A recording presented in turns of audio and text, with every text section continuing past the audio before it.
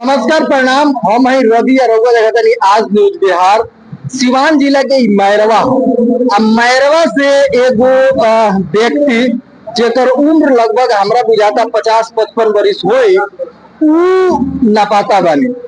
वहाँ के घर से कोई के गनी मैरवा से कि हम गोरखपुर जाता एगो रिश्तेदार की यहाँ वहाँ के वो ना रिश्तेदार की यहाँ पहुंचनी ना घर ही लौट के आईनी। वहाँ के जो मोबाइल बा वो मोबाइल भी स्विच ऑफ बा। 28 अगस्त के ही घटना हो।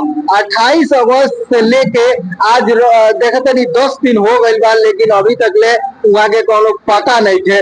अब वहाँ के परिजन लोग के का हाल हो अभी देख सकतनी जान सकतनी कि एगो आदमी जो अपना घर से कोई के गल की गोरखपुर हम रिश्तेदारी में जाता नहीं और वहाँ पहुंचबे ना कोई घरे लौट के अबे ना कोई तो निश्चित तौर पर परिवार पर एक तरह से पहाड़ टूट गए। हम वहाँ के परिवार के साथे बानी का भइल माने के ना गइनी घर से राय से गईनी कहनी की जातनी गोरखपुर काम के तलाश में 3 बजे ले बात भई बढ़िया से। 3 बजे के बाद मोबाइल स्विच ऑफ हो गई। 3 बजे के बाद से फोन ना लागल। ओकरा बाद हमनी के 2-3 दिन रिश्तेदारी कोई नहीं ना मिली तो मैरवा थाना में गई जा आवेदन देनी जा। मैरवा थाना से मांग करनी जा पुलिस से तो कहीं भी हमारा आदमी होकर उनकरा के छानबीन के सही सलामत हमके जेल के दे दे। अच्छा ई बताई माने 3 बजे ले उनकरा से बात भइल तो इंटरसिटी से रहुआ कहत रहने की गइल हो तो माने उ कहले कि हम गोरखपुर पहुंच गइल बानी। हां कहलन हमसे कि हम गोरखपुर बानी।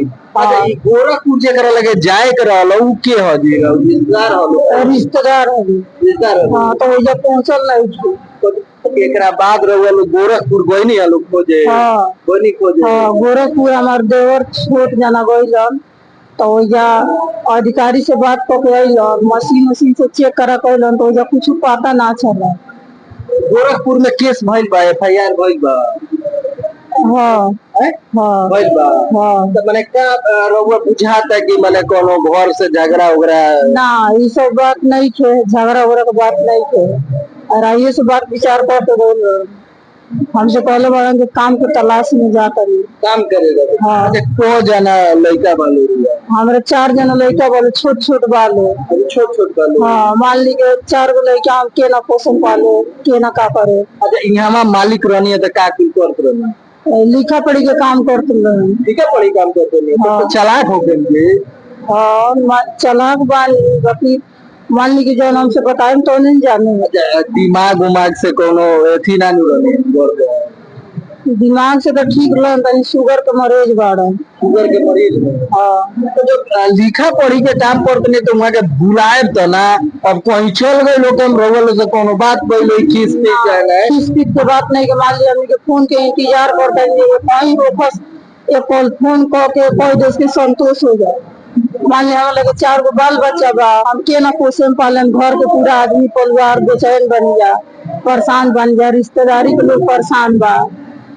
मान ली हमारे ये मांग बा कहीं हमारा आदमी लोग सही सलामत लड़कन के मुँह माया से हमरा मुँह माया से घर के परिवार के मुँह माया से फोन करके बता दे ये जगह बानी तो माने थी जैसे में कि वो गई रहले जहिया गईले तो ये माने एकदम खुशी से गई। हाँ खुशी से नहा धोआ के फजर के नमाज पढ़ के कुरान शरीफ तिलावत कर के तब घर से गई राय से।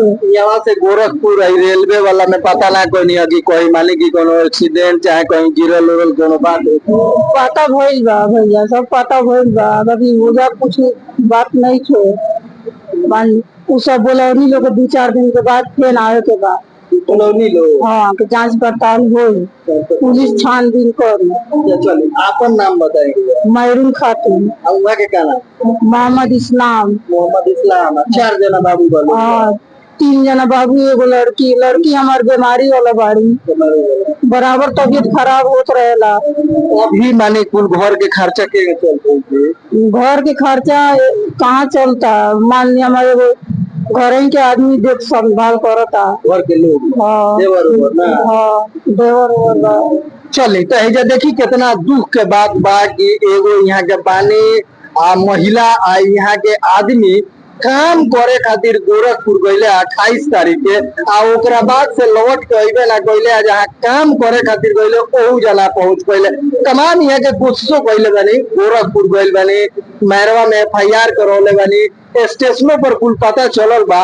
अब हमरा चैनलों के माध्यम से ये अपील रही कि 50-55 बरिस के आदमी अगर रउआ दिखता कहीं कोनो अवस्था में, दिखता लवारिस अवस्था में, तो एक बार जरूर चैनल से संपर्क करके बताई कि ई जौन बेसहारा महिला बाड़ी, इनकर आदमी मिल जाता, इनका जिंदगी में फिर से खुशी लौट आओ।